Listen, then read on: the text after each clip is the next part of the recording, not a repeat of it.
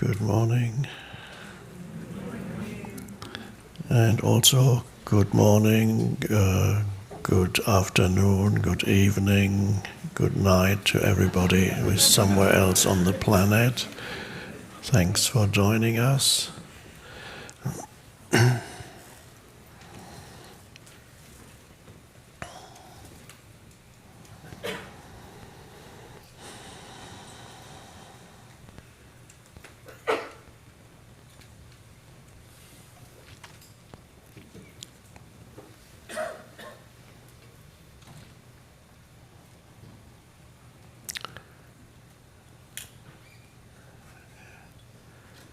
If you want to simplify everything,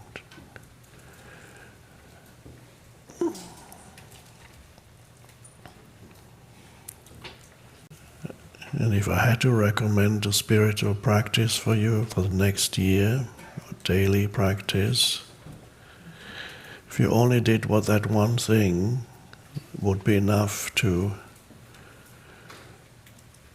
bring about a huge boost in consciousness in you, and a huge growth in consciousness. And that simple thing is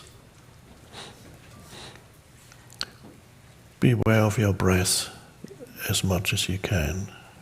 That simple thing would bring about an enormous amplification of presence in you. Of course, you can't be aware of your breath continuously, but there are many moments when you can, if you remember it.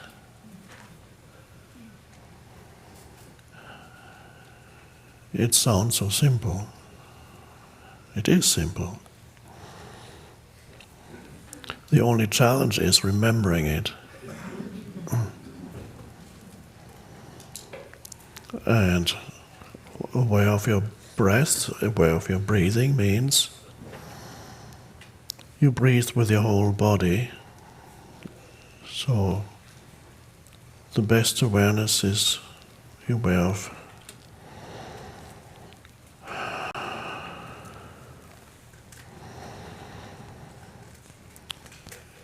it's like your body is breathing in and your body is breathing out everywhere.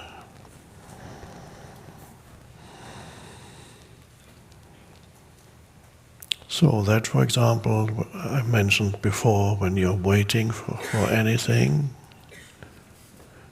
be aware of your breath. And you'll be surprised how often you're waiting for something.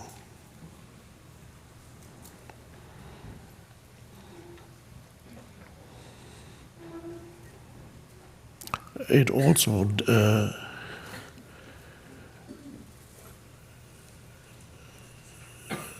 diminishes the ego in you, because you're taking attention away from the movement of thought when you don't need it and don't want it. And ego is sustained by identification with the movement of thought.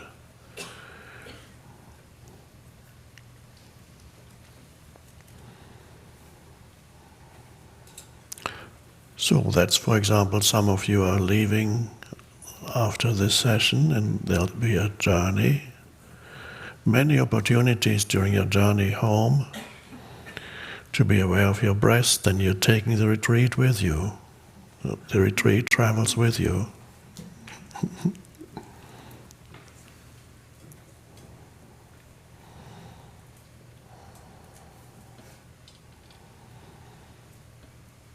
When you feel the burden of your life situation, or the burden of your personality, because it's not easy being a person. It's a very problematic thing, being a person. And so much so that for many persons, their whole sense of identity is derived from their problematic situation, which they feel they need to somehow resolve. So they are a problem to themselves. That's not uncommon. And of course, the strategies that you've used for quite a long time to resolve the problem of yourself haven't really worked, except now you know how to resolve the problem of yourself. Be aware of your breathing.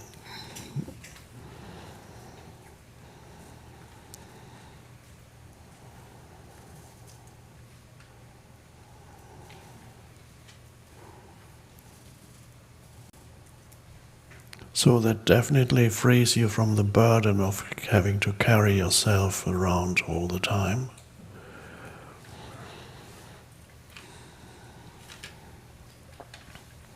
And why is this so important? Now you might have noticed, when you're aware of your breathing, you can't be thinking very much or at all. In the moment of breath awareness, you've taken attention away from the conditioned mind,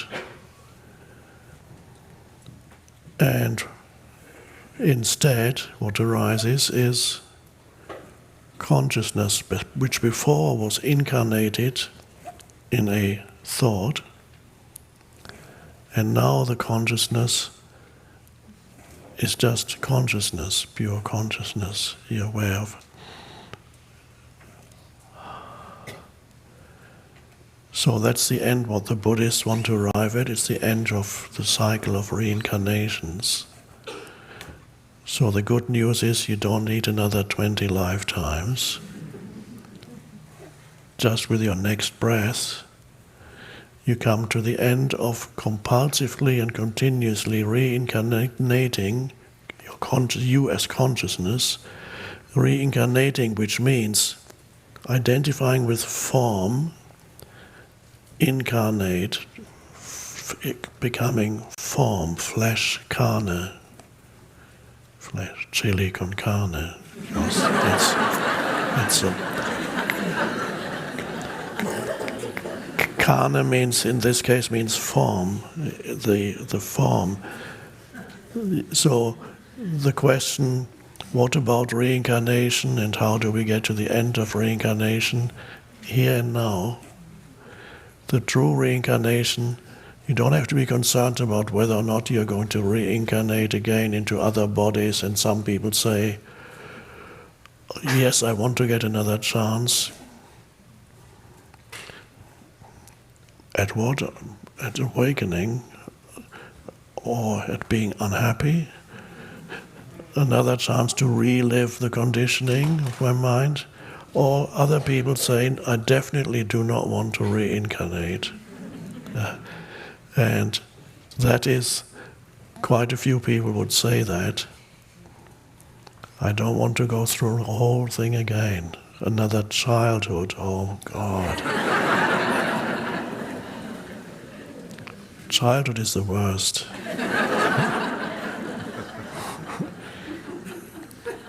Because you can't do much, you have no power, you're at the mercy of whoever has given birth to you, and if they happen to be conscious, you're lucky.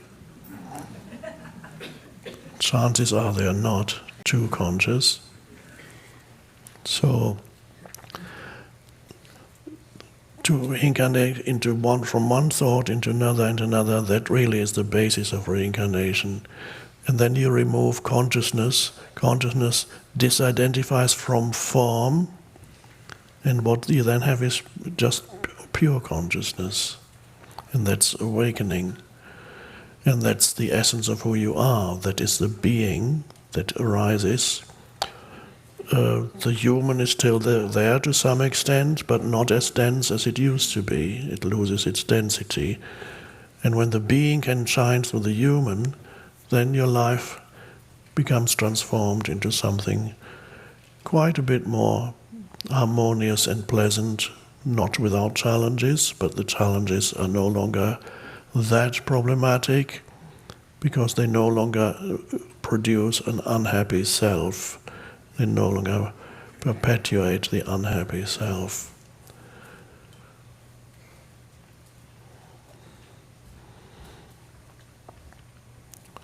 So when you're aware of your breathing, you're not thinking, you're just aware. And then it's easy to become aware of awareness itself. You're aware of your breathing, which really has no particular form. The breath is kind of, where is it? You can't say, oh, it's here. Breath and wind, those terms have been used for thousands of years to symbolize spirit. Even in the beginning of the Bible,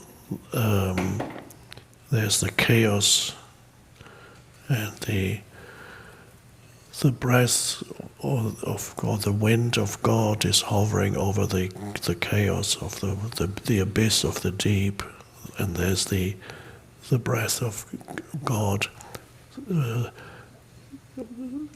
So that in many traditions you have that symbolizing spirit as a relationship.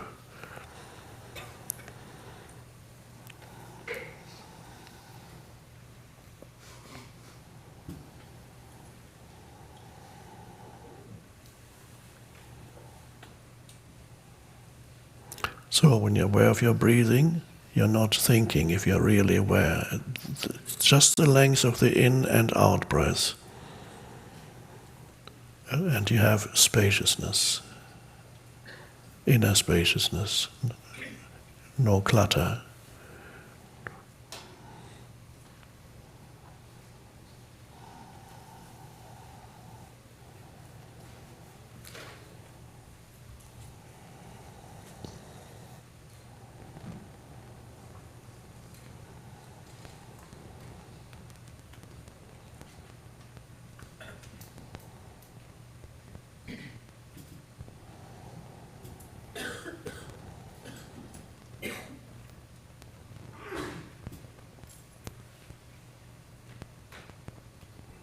And so as you awaken, you're no longer at the mercy of your conditioned mind, the emotion and the mental emotional conditioning, which is a wonderful thing. Let's talk about this for a little bit more.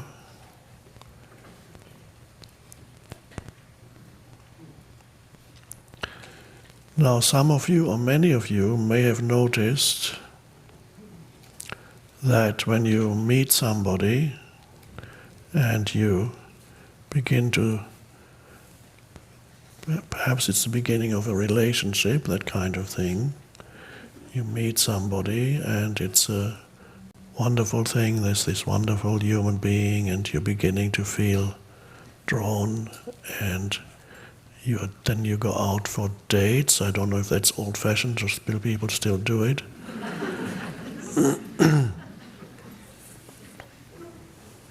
And when you go to a restaurant, you can observe when there's couples sitting. You can always tell those of you who are on a date and those of you who are already living together.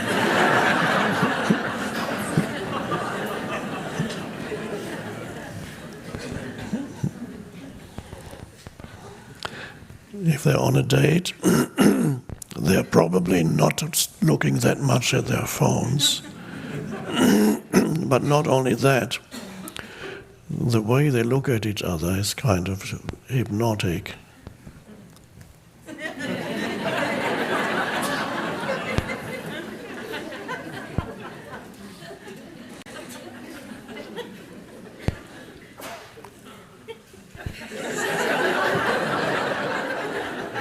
Such a wonderful person you're with, so this is the end of your problems. You have met this person.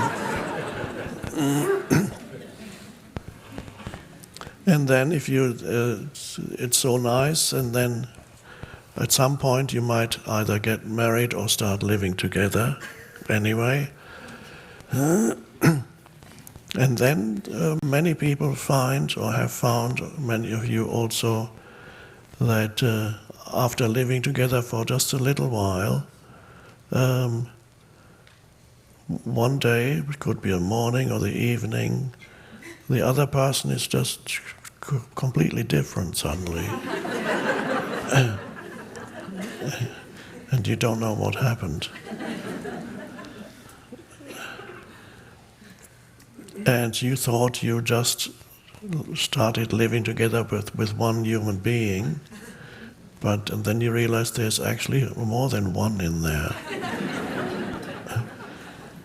The one that you dated is only one aspect that came to the forefront. It might even be not very much related to who is really there. It might have been an act that one consciously or unconsciously played.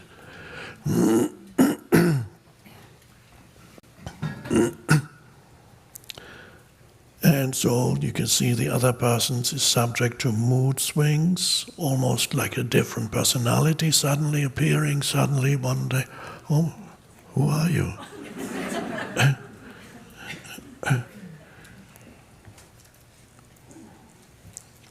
When I lived in a commune for a while, I observed that you never knew who was going to come to this communal breakfast room. The same person would be different one day to the next. One day this lovely, totally present person was entering the breakfast room. And the next day, that person, a little monster was suddenly there.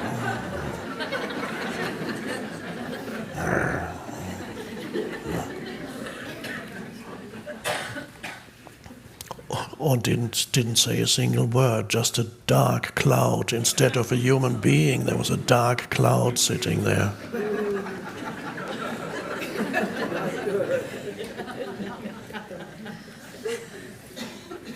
Don't talk to me, come.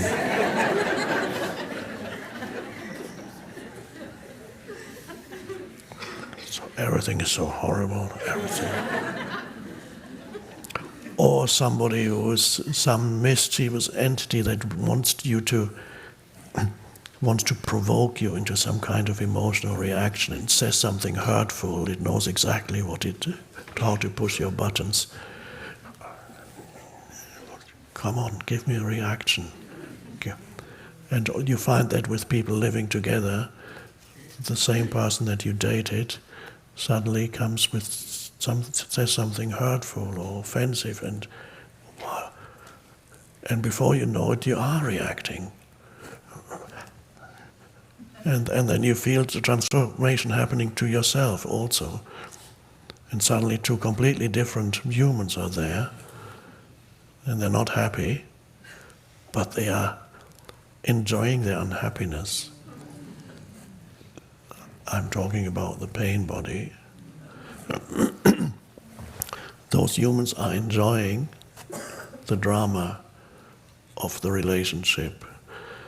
So if you have lived with somebody, there may be exceptions to this, but in many, many cases you will have experienced, and perhaps to some extent you still do, the transformation that many human beings undergo periodically when they become deeply negative.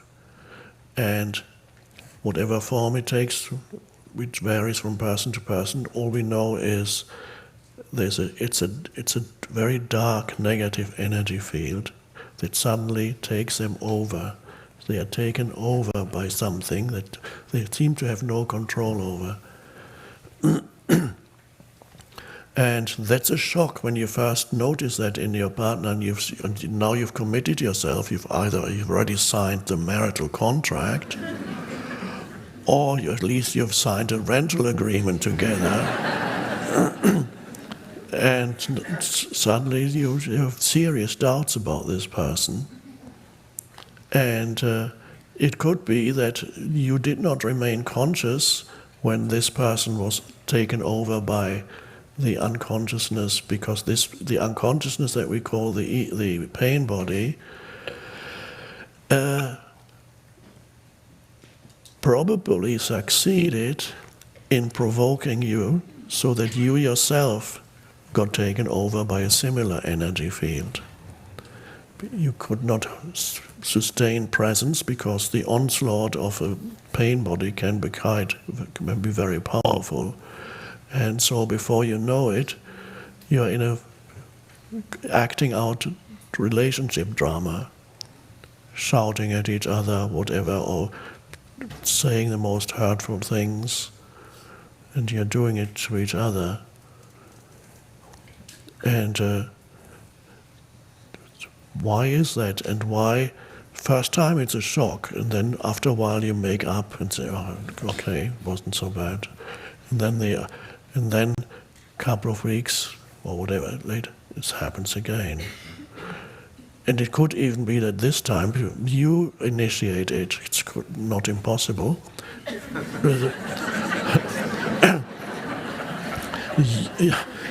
You wake up with this, in this sudden, your mood is suddenly so different that it colors your entire personality, this dark mood. When you feel the strong urge to provoke the other into some kind of reaction because you want the other to enter a similar mood so you can resonate with, but who are you at that moment? You're not you at all. You are the pain body. Now what is that? It's an emotional field that lives in you since childhood. It has grown. It consists of emotional pain, emotional suffering. Every child in this world suffers in one way or another emotional pain, because after all you live in an insane world. How could you not suffer from emotional pain? So a child builds up pain. There's always remnants after the child is emotionally hurt. Remnants remain, and one remnant after another, they come together and form an emotional field. So the way I describe it, it's almost like an entity, an emotional entity, because but by entity I mean it's an energy field. It's not visible, but it's energetic. It's an energetic energy field, an emotional energy field that lives in you. But it's not always necessarily noticeable. Sometimes, and this is, you may be able to have observed it already, it has a dormant state when you hardly notice it, you're fine. So the pain body is sometimes, and how long it is dormant varies from person to person. It has a dormant state, but it cannot remain in its dormant state for too long because it gets hungry. That's how I see it. Now when it gets hungry, it needs to feed on more energy. The only energy it can feed on, it cannot feed on happiness or joy.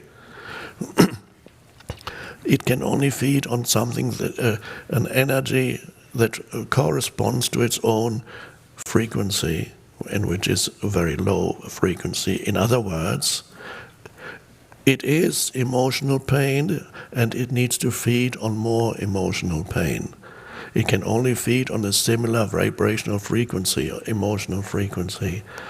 There are two ways in which it can take on energy. It can feed. It can use another person, and when it uses another person, this thing, let's look at it as a little entity that lives in you, and this thing it borrows some of your intelligence, and it's very clever, because the first person it will attempt first of all to use the person it lives with, the person you are closest to you. Might you attempt to use this person to feed, or how does it feed?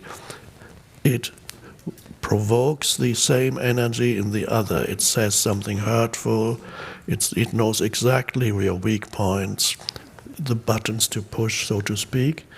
It pushes all the buttons to get an emotional reaction from you. And usually it succeeds. And then it awakens your own pain body. Pain bodies love to recognize each other. That's a match made not in heaven, but in hell. A match made in hell is the match when two pain bodies get on well together, which means they love their drama. And there are couples who go through that periodically, and they can't do anything about it, they don't know what it is. And they always make up again afterwards, and it's okay now.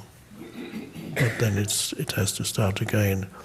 So when the drama happens, the pain body is feeding. And when this happens, how long it lasts varies. It could be an hour, it could be a day, it could be 2 days. It feeds on the reaction. It loves the reactivity. So some people have such heavy pain bodies that these are exceptional cases. I don't know what the percentage of humans is who have that. That is never totally dormant. So sometimes you meet people who, when you look into their eyes, there's already negative emotion. When they look at you, there's already negative emotion in their energy field, and what they are waiting is for you to say something that they can react against. They want you. They want some of those people are violent, so they want you to react emotionally to them, and so they're just waiting.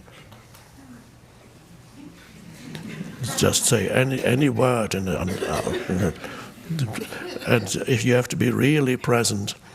A member of my family was suffering from paranoid schizophrenia, and it was a simple case. There was an emotional entity there that looked. You had to be very careful with every sentence, every word you said, because one wrong word, and the entity would get up there. So whenever I was with that person, I was in a state of absolute presence, just.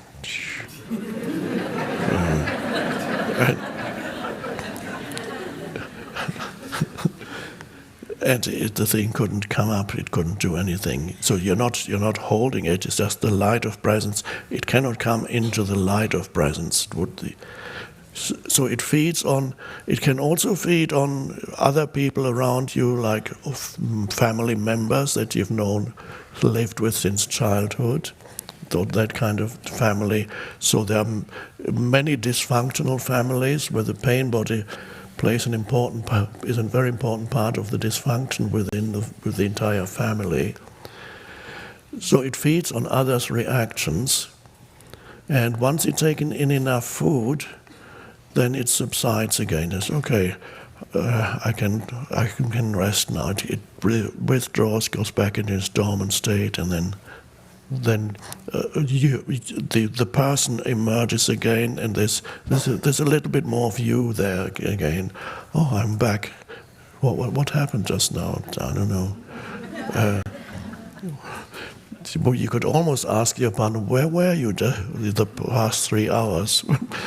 Or you can ask, where were we? Now, if you don't live closely with somebody, then the pain body has first a little problem. What can I feed on now? It says there's nobody around. You can't just go into Starbucks coffee and provoke somebody's pain body. That's although some people whom we call crazy, they do that.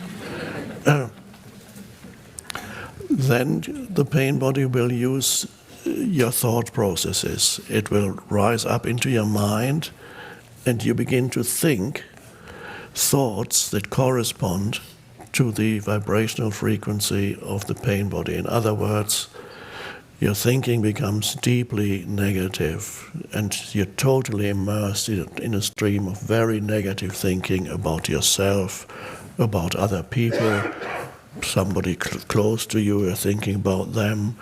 It could be you're thinking perhaps negatively about how dreadful humanity is, just awful. You don't want to get out of here, or perhaps it's directed to one particular collective group of humans, how dreadful those people are, and that whatever it is, I don't want to name anything.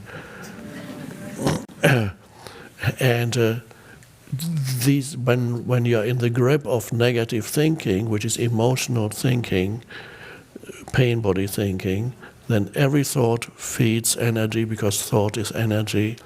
It feeds the pain body.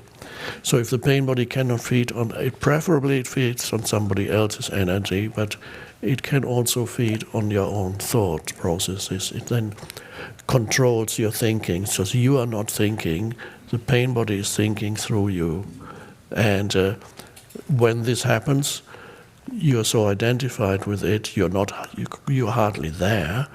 And a good sign is you don't want, when you're there, immersed in this, it's like an addiction to negativity. You're addicted to your own negative emotion and your negative thought processes. And that, at those times you do not want them to end.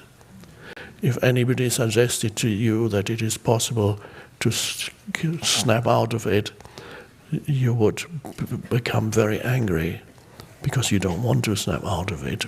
At that moment, you're addicted to your unhappiness. And this addiction to unhappiness is not uncommon in people. People are addicted to their unhappiness. It's periodically, it may always be in the background, but periodically it comes up very strongly. And every therapist knows that it is not uncommon for the patients or clients, or whatever term they use, to resist becoming more conscious, because they are so identified with their negative state. It's become part of their sense of self. So they don't want to let go, and there is a perverse pleasure in indulging in that unhappiness. Don't take my unhappiness away from me. I've lived with it for so many years, because who am I without it? Without all the things that I've continuously complained about in my mind, which is part of the unhappy thought structure. Who am I without that? Can't let go of that.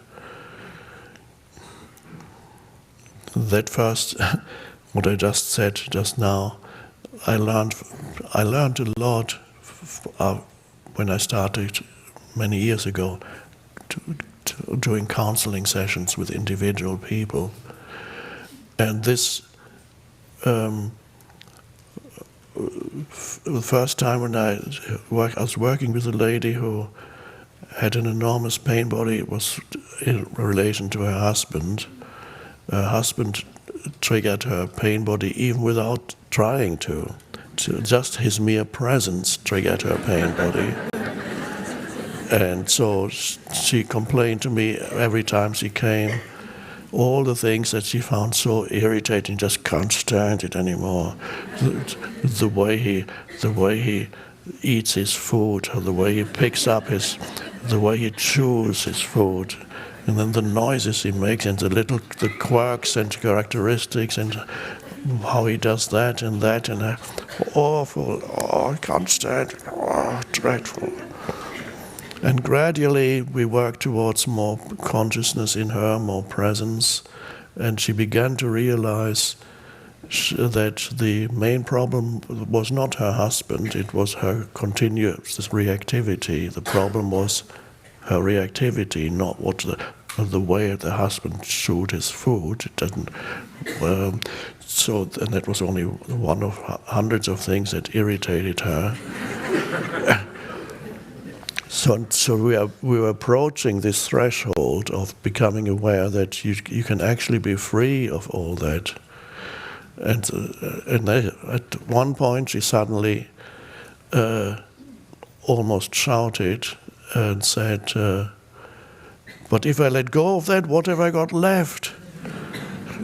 If I let go of all that which is all the reactivity in that, which that was her life, has been her life for years. What have I got left without that came out of her mouth?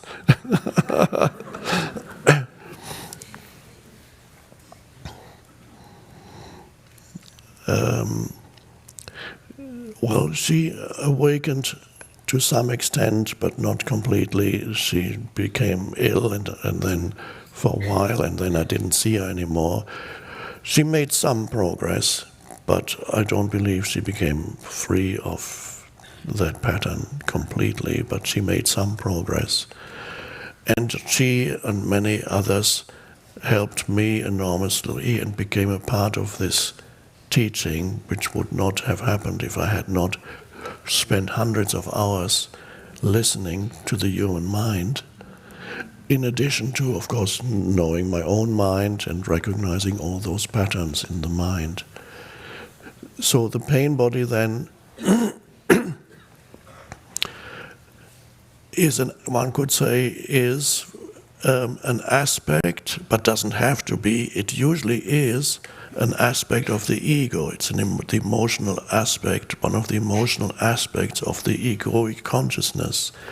As long as it takes you over, you're completely identified with it, then it's part of the ego, very unpleasant, very sinister and dark part of the ego. As long as, however, the key to becoming free of the pain body is to recognize it for what it is when it arises. Always easier to recognize in the other, much easier than in yourself. So you're more likely to recognize it in your partner when it starts than in there. But the more important thing is to recognize it in yourself when the energy field comes and begins to take you over. By recognizing it, you disidentify from it. It cannot take you over totally if you recognize it, because to recognize means there is an awareness there now. You're aware that this is in your energy field. If you're not aware that it's in your energy field, it becomes you. If you're aware, it's still there, but it hasn't taken you over completely. So, and then it is no longer part of the ego. It just exists there as the pain body. Ego means complete identification with it, complete unconsciousness. And that's the same, by the way, with thoughts in your head. Complete identification with thoughts that you have, it means ego. Ego is complete identification with thought. But if you recognize certain thoughts as for what they are, then they're no longer egoic thoughts. As soon as there's an awareness, you're stepping out of ego. And so to become free of the pain body, even more important than becoming totally free of the pain body, is to be able to disidentify from the pain body. Then really you are, to some extent, already free of being possessed by it. So you need, first you need to recognize it retrospectively perhaps in past relationships, perhaps you still experience it periodically in present relationships that you have. And so you recognize it for what it is. And then if it doesn't manifest in relationships, if it manifests more through your thought processes, then you recognize it when your thoughts become suddenly deeply negative and you do emotional thinking. By the way, whenever emotion flows into your thought processes, then your ability to be intelligent and think intelligently and rationally gets greatly diminished. When emotion flows into your mind and you think with and through your emotions, then whatever decisions you make on that basis and whatever you say or you do is probably not very intelligent, because the emotion diminishes your IQ. Well, I don't really, it's not really, it's more than IQ. I don't think that much of IQ, but anyway. Mine is quite low, by the way. I just can't do it, these weird tests. Just doesn't make sense to me. And I never found out what my IQ is because I get tired with these tests. I can't, what is this? I can't do it.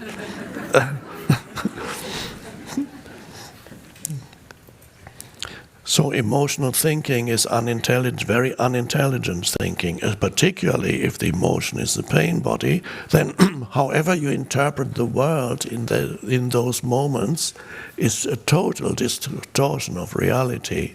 So you would see the world, and the world that includes however you interpret your own life, however you interpret who somebody else is. Anything that you interpret is a total distortion of reality, and you don't know it. And some people make life decisions on the basis of when they're in that deluded state.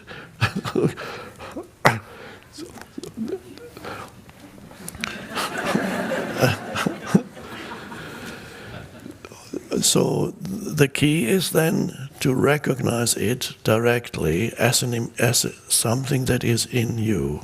And the emotion is usually felt in your body. The emotion is felt here. If you live with someone and you still occasionally experience the drama of pain bodies feeding each other, you can talk about it and say, well, this obviously still happens to us periodically, but fortunately we are still together, so it hasn't totally destroyed the relationship yet. Let's see that let's help each other, so next time you observe my pain body rising, please, I give you permission now, because I can't give you permission then, because I won't even be there. I'll be completely asleep when that happens. I'll be totally unconscious. So don't ask me then. But now I give you permission to let me know when you feel that my pain body is coming up. And if you like, you can give me permission too, so that I can point it out when I feel that your pain body is coming up. And that's a good agreement. Whether or not it's going to work, we'll have to see. But it's a good start. It's an agreement. And when it happens, then you can agree on either you say something, or you have a secret sign that tells the other person, could that be your pain body?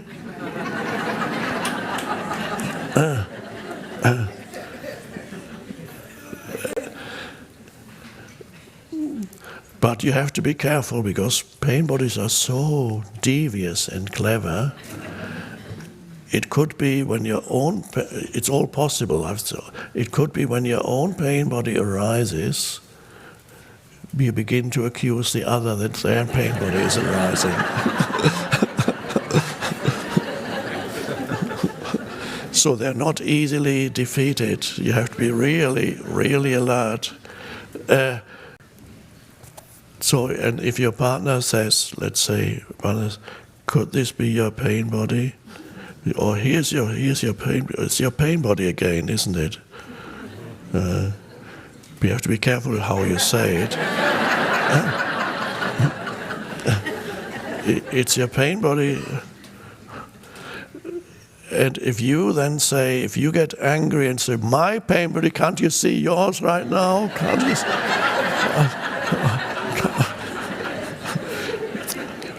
that means he or she was right. It was your pain body. Because if it's not your pain body, if this person misinterpreted something, and your partner, whoever you live with, are with, if he or she thought it was your pain, but it wasn't your pain body, then you would actually say, really? I'll have to check it with him to see what it is. So you're still present. But if you angrily deny it, then he or she was right. It was your pain body.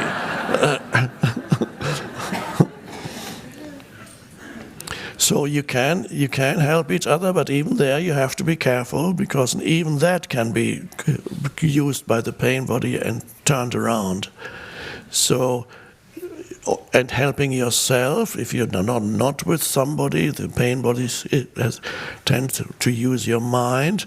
Just you have to be there where you start very emotional, very negative thought processes. To observe observe your mind, be there as the witness of your mind so that you know what's going on in your mind. You'll be surprised there are millions of people on the planet who don't know what's going on in their mind. The knowing implies a minimum of awareness so that they know. And so for millions of people, they are their mind. So this means they don't know what's going on in their mind because they are it. And they see the world through the conditioned mind, the veil of their conditioning. They cannot separate what is and their interpretation of what is out there. And so we talked about that before. So they are completely identified. So, but all of you have enough awareness to be able to know what your mind is doing. Not perhaps all the time. Sometimes the energies can be so strong that you get taken over and 3 hours later you wake up, so to speak, and realize you've been indulging in deeply negative and self-destructive thinking. So be aware of what your mind is doing and be aware of your emotions. You be there as the presence. More important to knowing what goes on within you than what goes on outside of you. And so if you become aware, disidentify from the pain body, you will still feel the emotion, but you will not be forced to act it out. It's not that you suppress it, no, you can feel it in your energy field. And you might even, if you're with somebody, can see, if you're in a conscious relationship, you could say to the other, when you said that just now, it triggered my pain body, I can feel it. Or when you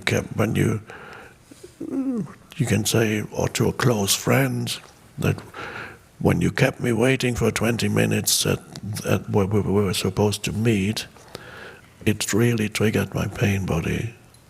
And it's good to be open rather than allowing the pain body to use you. When you talk about it and think about it, that's good. You are there as the witness. Then it cannot renew itself anymore through you. And so it gradually shrinks. This emotional field of deeply negative emotion gradually diminishes in you. And so life becomes more pleasant, relationships become more pleasant, and whether or not the pain body will completely disappear, it varies from person to person, or sometimes people ask me, well, how long will it take before I'm completely free of the pain body? It's impossible to say because the density of pain bodies varies from person to person.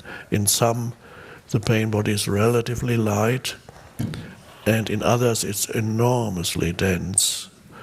It's almost sometimes seems that little babies already come into this world. Some come with a heavy pain body, and some come with a relatively light pain body. So it could well be connected to previous lifetimes. There are some babies who seem very unhappy for no. Now, this does not mean, however, that those who are destined to awaken spiritually are the ones with light pain bodies. It's not necessarily the case. It's sometimes the case that those who have the heaviest pain bodies are those who are most motivated, who have the greatest incentive to awaken out of this nightmare that they are trapped in. So I had a fairly heavy pain body, and perhaps some of you have had a fairly heavy pain body. When your life is a relatively pleasant dream, there's not such a great need to awaken. You can carry on in that dream for a little bit longer. I mean, no dream is totally fantastic, but it's not a nightmare. But if it's mostly a nightmare, like every relation turns into a nightmare, for example, then at some point you really say, I can't go on like this. There's something that needs to change. And for years, those unconscious people with heavy pain bodies, they look, something external needs to change. Other people need to change. Situations that I'm in need to change. Or the world needs to change. The political structure needs to change so that I can be free of unhappiness. And then at some point you realize it's not out there. The more unconscious you are, by the way, the more you project the cause of all your suffering and unhappiness being out there in other people. It's always the others who are doing it to me. So the most unconscious people, when you listen to them, they will always be complaining about others, what they did to me and what they're doing to me, or what they're doing to us, if it's a collective ego, what they did to us. So the victim identity is a fantastic thing for the pain body and for the ego. To be a victim is a very strong ego identity, almost stronger than being the great one who succeeded, is the one who's been victimized. That gives you a very strong identity. And what is that identity? It's you are right and everybody else is wrong. The identity is you are the most special, because nobody is a greater victim than you. You're really special. And it implies that you are superior. How is a victim superior? Well, as soon as you have a victim identity, obviously you are morally superior to all those who've done things. That's, in that sense, the ego needs to be superior, so you're morally superior to everybody else, and that's great. So, if you can't, if the ego cannot be superior in other ways, like I have more money than others, I have more power than others, I have a bigger car than others, I'm better looking than others, I have a better body than others, or whatever the ego looks for. If we can't find that, then the victim is the next best solution for the ego identity. So the pain body then is actually an important part of awakening, because that provides the motivation. First, it creates quite a bit of havoc in your life and suffering, and then you reach a point when you know that something needs to change inside, and then you're ready to look at the inside. And that's why people who come perhaps already into this world with very heavy pain bodies, sometimes they are more likely to awaken than those who have very light pain bodies. But even there, it's not a general rule, but it's just a tendency. And it's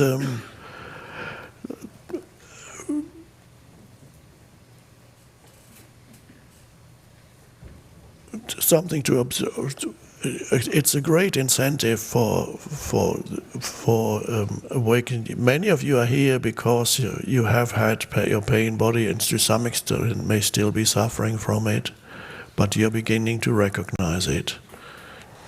And relationships many relationships are destroyed by the pain body, and then the pain body continues to act when in sometimes extremely destructive ways, when you begin divorce proceedings. Divorce proceedings can make some people totally identified with pain body and totally unconscious, and can have just dreadful things that go on for years sometimes. So be very alert in relationships, and be very alert in your mind and in your emotional field.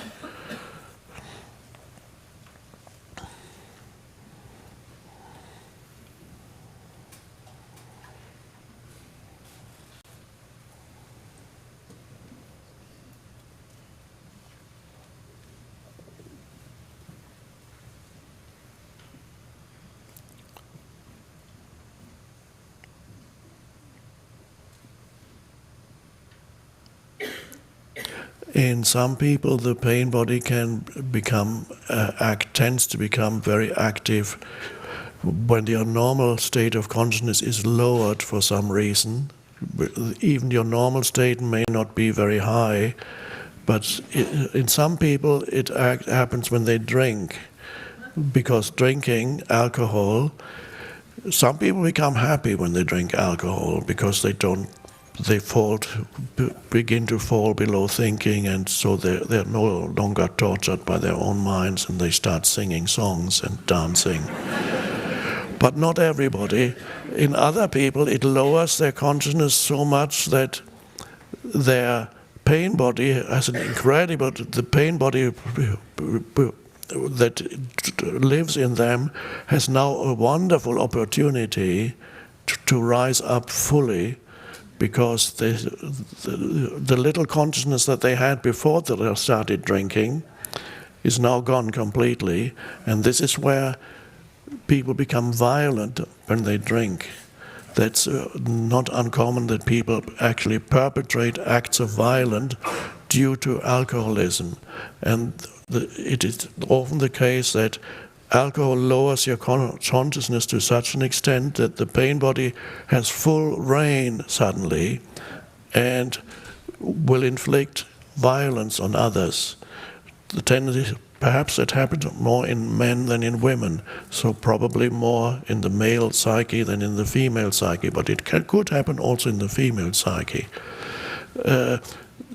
And so other things are, if you to see something very destructive, a movie that is very violent, to allow the toxicity of a very violent movie into your energy field can also suddenly amplify the pain body, and you have to be really careful with the toxicity of what you allow, what you take in.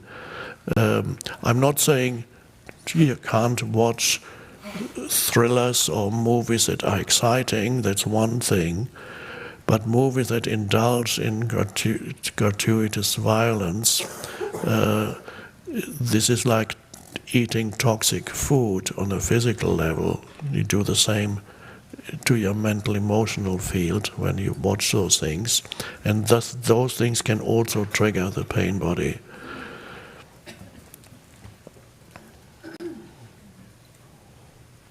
Children, you may, if you have children or have brought up children, children have pain bodies too already. I just mentioned babies already seem to seem more unhappy than others, but most children have some form of pain body, and it can manifest, for example, as a temper tantrum, that the child suddenly becomes like a totally berserk, goes, they can throw themselves on the floor, or start screaming, or others go into complete and total withdrawal. They just go.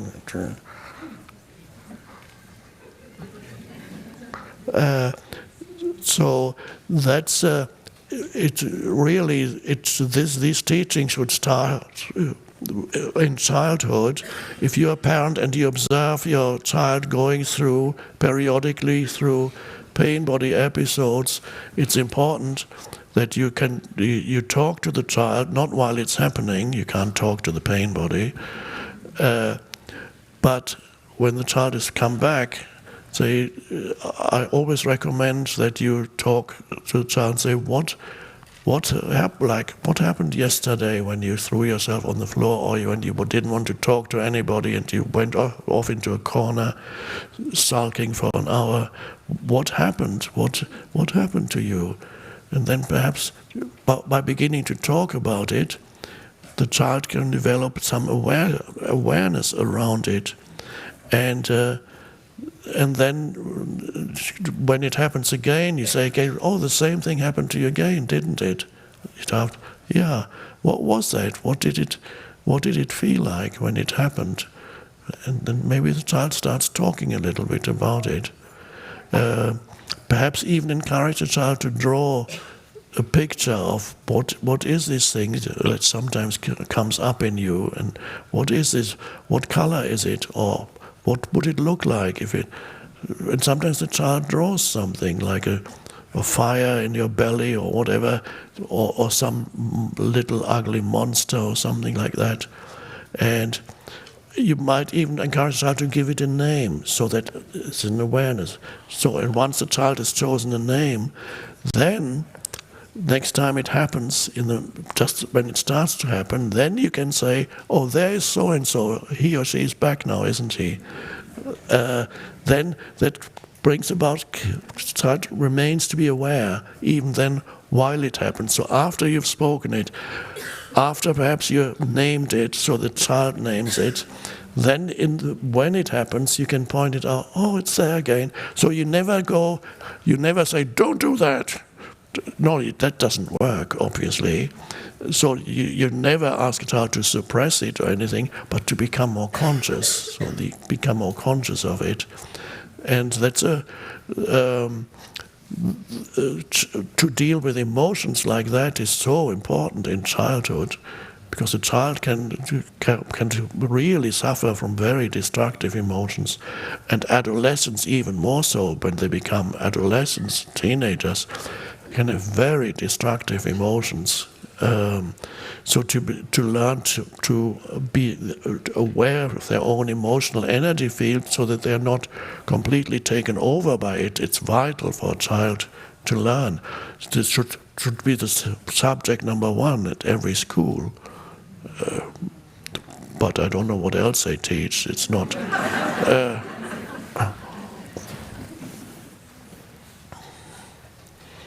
So if you are a teacher, then please, you may not be able to officially incorporate these teachings into the school curriculum, but unofficially you can perhaps help children in that way.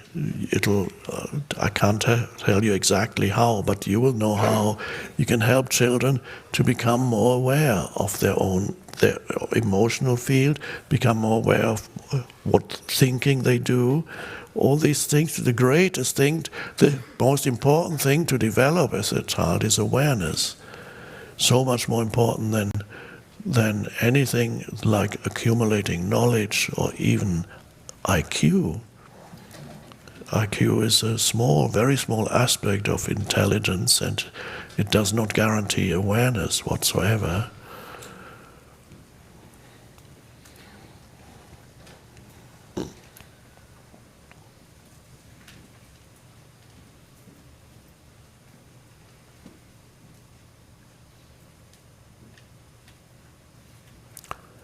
There's a phenomenon that is called crowds of people. Quite often when you get a crowd of people, it could be a political crowd or religious crowd, and an energy builds up.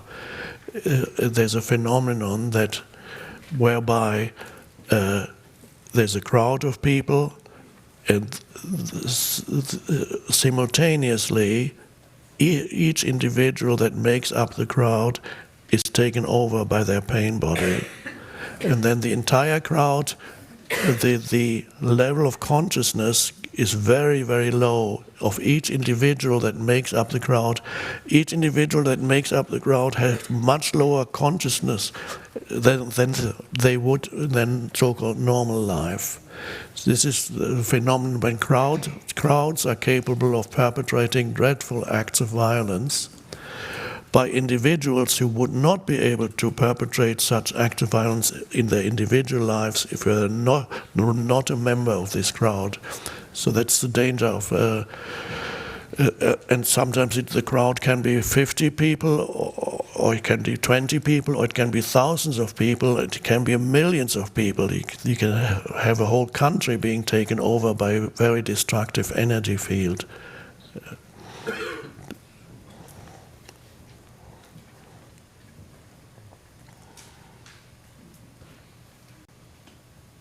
And probably, just one more thing, probably quite often when you interact with other people not on a human level, but in an abstract way of posting messages on media, on the internet and social media and so on.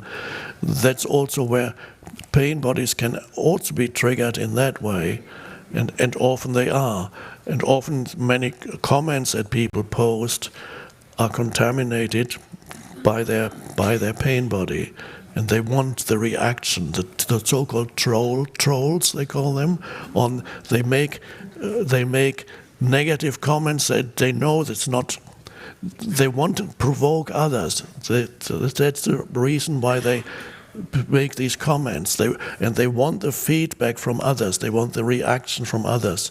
So if you respond to a troll on the internet, then you're feeding their pain body and their ego.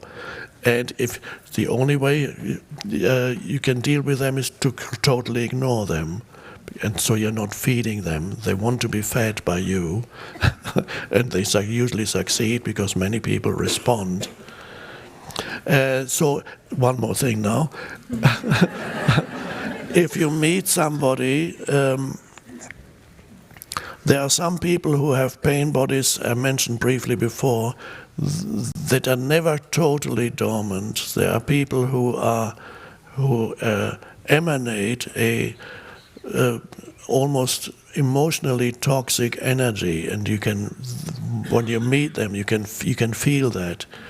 And when you are in the presence of those people, that is your challenge, to be doubly present. If it can't be helped, if you can remove yourself, do. But sometimes circumstances require you to share a space with them. I don't know whether you're trapped in the elevator or whether you happen to be working in the same office. Whatever it may be, circumstances may force you to be with these people. And so that's a wonderful opportunity and wonderful incentive to be absolutely alert and present, so that you don't go into any reactivity and don't feed them at all, and they then cannot trigger your unconsciousness. So be very alert, just as I had to do with this family member. I didn't actually live with her, but often I visited, and whenever I visited, I was in a continuous state of the highest intensity of alertness, more than normal, because the presence has degrees of presence. I personally experience presence is sometimes extremely, almost totally obliterates the person, and there's just consciousness. And then at other times, presence is in the background. I act as a normal person, do normal conversation, we're engaged in normal things, but there's presence is in the background, there's the awareness in the background. In some situations it needs to be in the foreground, and so with these people you need to be extremely alert, and it's a great challenge, so that it could be a family member. If you live with several people together, one of them may be very unconscious and very much identified with their pain body, and maybe to be extremely alert whenever you interact with them. So the slightest emotion you show will draw you in. And that could be also healing for them. You never know.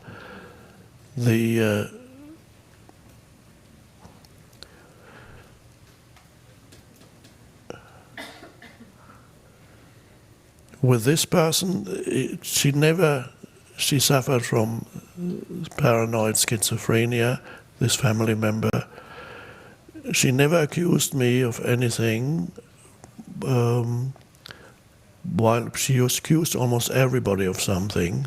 They were all her enemies. But while I was there present, she was always fine, and actually quite a normal person sometimes, for a whole hour or 2 hours, normal conversation, nothing wrong, would never know there's anything wrong. Usually when I went away, very quickly afterwards, she was totally back in her mental, emotional, delusional energy field. And then sometimes even had doubts about me, because when she started thinking, I was no longer there as a presence. She started thinking about me. Oh, maybe he's one of the evil ones too. But the moment we met again, it was okay again.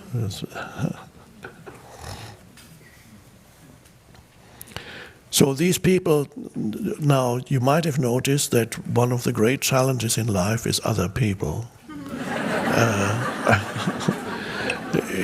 It's not only one of the main sources of problems in your life and suffering in your life, sometimes joy too, but quite a lot of problems and suffering because in your life situation, no life situation is free of problems and challenges. And when you look at your life situation, probably certain part of the challenges of your life situation, or if not a large part of the challenges to do with your life situation, which could also be your financial situation, your health situation, your living situation, but probably a large part of those challenges are to do with people, other people, because people can be really obnoxious, meaning unconscious, of course. It's not who they are. It's not who they actually are.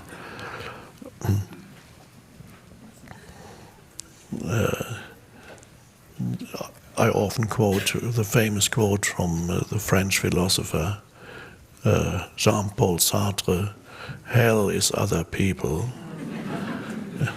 Literally in French, I think he said, "Hell is les autres, the others." Hell is always the others. And that's, of course, how one perceives the world if one is not conscious enough to look beyond the unconsciousness in others. So the greatest spiritual practice is, of course, with people. You're continuously challenged, and this provides the incentive for awakening. So remember the breath. The breath is useful at any time, even when you're with an unconscious person. If you can be aware of your breathing, you're present. While they are ranting about something, you're aware of your breathing. And it's fine. I don't tell them that this is what you're doing.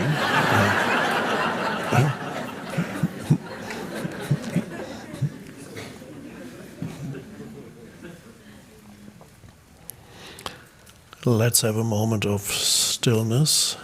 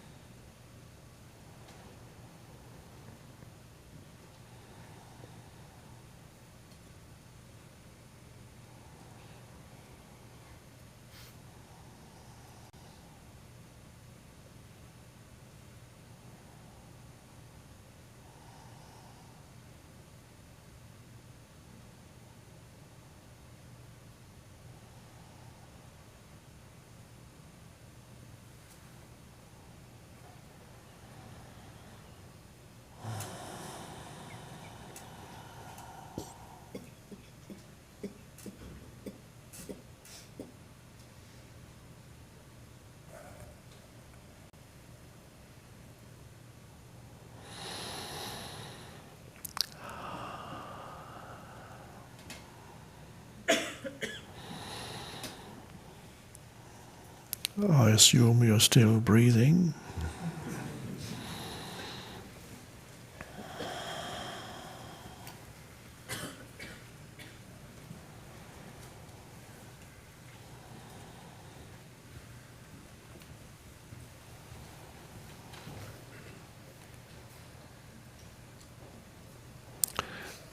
So the external part of the retreat is coming to an end. The essential inner dimension of the retreat is inseparable from who you are, so that goes with you. It's consciousness, it's the essence of the retreat, and consciousness is the essence of who you are. And so remember, one could say, I sometimes put it like this, there's two of you. There's the person and the consciousness, the human and the being. Your task is to unite them. Your task is to lessen the density of the person, the human, so that the light of being can shine through the human, and then you become, or you're destined to be, the light of the world. Somebody told you that's what you are, and that's true. You are the light, which is the consciousness of the world. You are the consciousness of the universe, focalized in there. And the consciousness emanates from the One, like the light emanates from the sun. It's an emanation from the source of all life.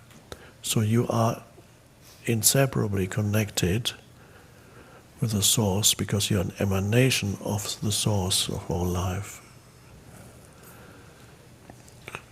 So don't believe that your ultimate reality is to be a person.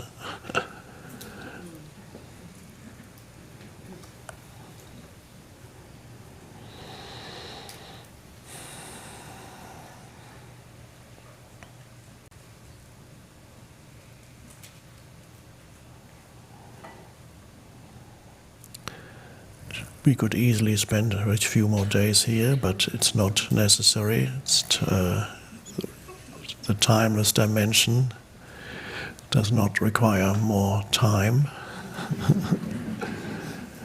Course in Miracles says it has taken time to misguide you so completely, but it takes no time at all to be who you are. The being takes no time. And before I say goodbye, I hope that Kim is here somewhere. She hurt her knee yesterday. I hope she can walk in from somewhere. Yes? Oh! Oh! What happened to your knee? It's healed.